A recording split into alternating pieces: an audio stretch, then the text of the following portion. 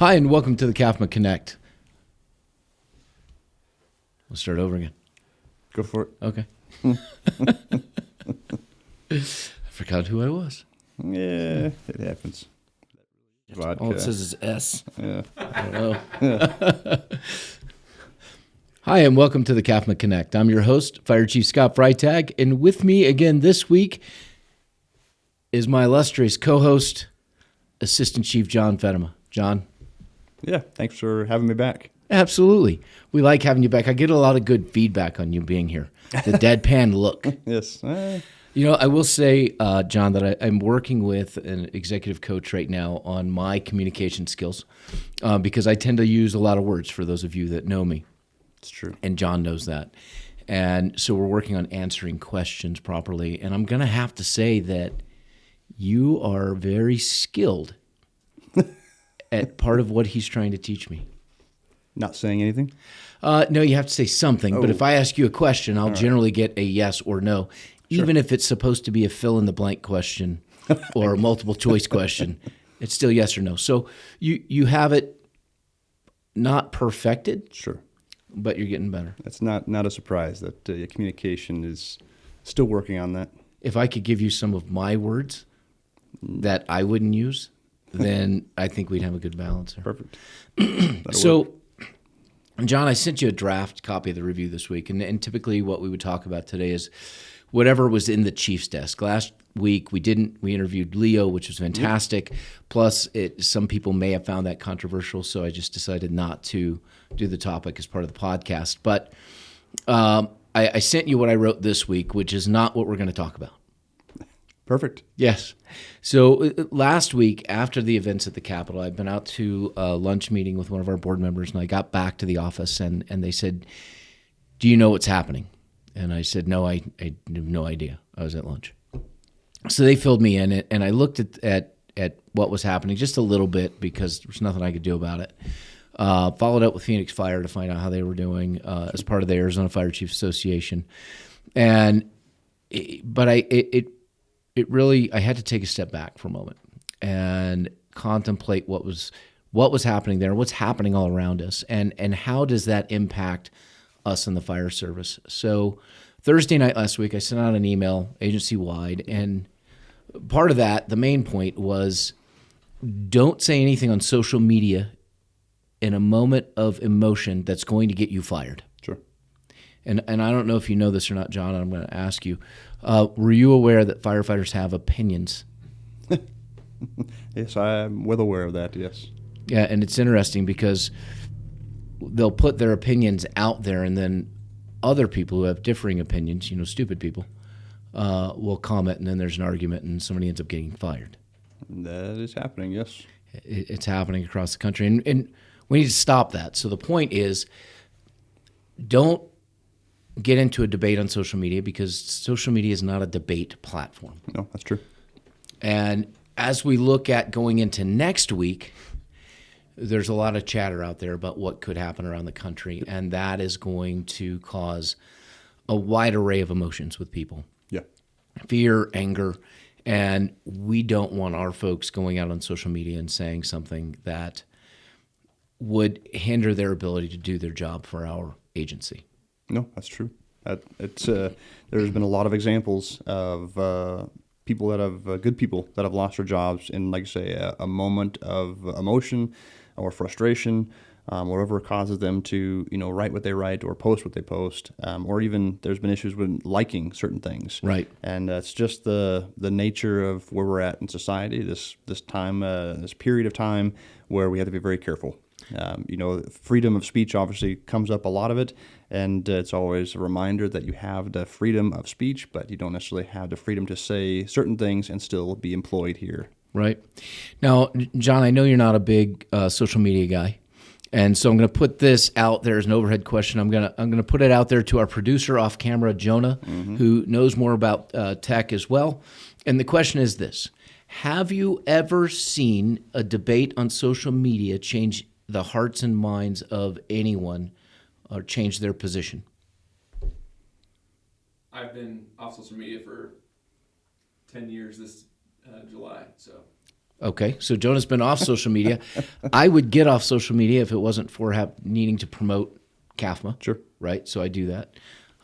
But have you heard of anybody who just said, you know what, I saw a Facebook post last night, boom, had no idea.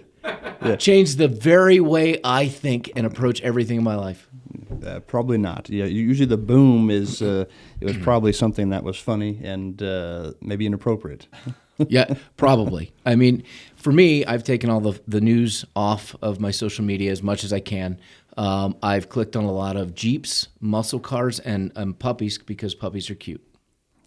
Very good. And sounds comforting. There's a little parrot dude that's on there sometimes. He's hilarious. The parrot is awesome. But, I said in jest a few minutes ago that, someone has a differing opinion, stupid people. And sure. I say that in jest but the reality is we have lost the sense in this country, the ability, the art of debate. Mm-hmm. And you and I were talking a little bit this morning that in our jobs, every day that we come into work, there is some level of, you could couch it as debate. Sure. A different opinion, a different approach to doing something, a different idea. Oh, yeah. And one of my concerns, John, is that we're seeing it in the community, we're seeing it in the public, we're seeing it with our own people. And some of the folks are going to be new coming into the fire service. They've been brought up in the social media culture and this TV culture and the media culture of the person who can yell the loudest to shout the other person down and take the most personal shots is the winner. Yes. And the other part of that too, like you say, I think with the social media platforms and all the good that can come from that, there's also a negative component to it. And I think a lot of the negative side of it is self-promotion at that point. Right. It's your own profile, it's your own pictures, it's your own opinion, and pretty soon you build up this little kingdom. And if anybody has something different, you feel it's a shot on your kingdom. And all of a sudden you're going to react accordingly and you're going to fire back. And ultimately you get into this battle when there's no reason for any of it. We should be able to disagree. We should be able to have differing opinions. Sure. That's the strength of even this organization is the different personalities. Look at Leo, just last week and all that individual like that brings and the experience that someone like that brings. Right. That's the strength of the organization. If we're all the same, if we all have the same opinion, then we wouldn't go very far, most likely, in the end of it. And the success is our ability to navigate those waters and be reasonable, be respectful, and be kind in our approach. Understand that somebody may have a different opinion, and it doesn't make them bad. Like I say, it doesn't make them stupid. It makes coming from a different angle. Yeah. Well, and as I said, as what we're finding, and I think you've seen it. I mean, you were the training chief for several years as well. Skills that we used to teach in school or in society or at home are no longer being taught. And now they're coming into the professional work environment. It becomes our job to teach those skills. Sure. So when I was on the Arizona Fire Service Institute Zoom meeting this morning, I mentioned to them, as I look at working with the AFCA folks on developing the Fire Chiefs Academy, that I think that we need to relearn and teach the art of debate in our leadership programs for fire service personnel. One, it goes to executive composure and executive presence, because when you go before a city council, if you're a city fire chief, if you go before your fire district board, or no matter what environment you're in, when you put this uniform on, if your approach is one of, hey, you're stupid and your hat looks funny, and that's an exaggeration, but sure. you get my point there, that decreases your level of credibility. Absolutely, yeah. No, and it's the ability to stand up in front of a group and articulate a position at that point.